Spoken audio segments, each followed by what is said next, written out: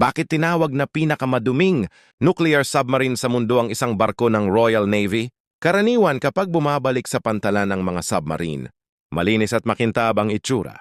Pero nang umahon ito para itong galing sa bangin ng dagat, puno ng barnacles, may natuklap na teals at may kalawang. Ito ang HMS Astute. Mahigit 4.4 bilyon ang halaga, humigit kumulang 318 talampakan ng haba at balot ng halos 39,000 sound-absorbing tiles para manatiling tahimik sa ilalim ng dagat. Bakit ganun ang itsura? Sobrang tagal nitong nakalubog. Katatapos lang nito ng 195 araw na tuloy-tuloy na underwater patrol.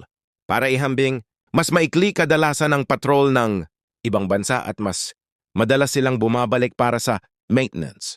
Pagkatapos ng Cold War, kakaunti na lang ang operational submarines ng Britain pero kailangan pa ring panatilihin ang tuloy-tuloy na deterrence. Kaya itinulak ito hanggang sa limitasyon, hindi makintab, pero gumaganap sa pinakamabigat na tungkulin ng bansa. Kaya tanong, ang madumi ba ay tanda ng kahinaan o ng matinding serbisyo?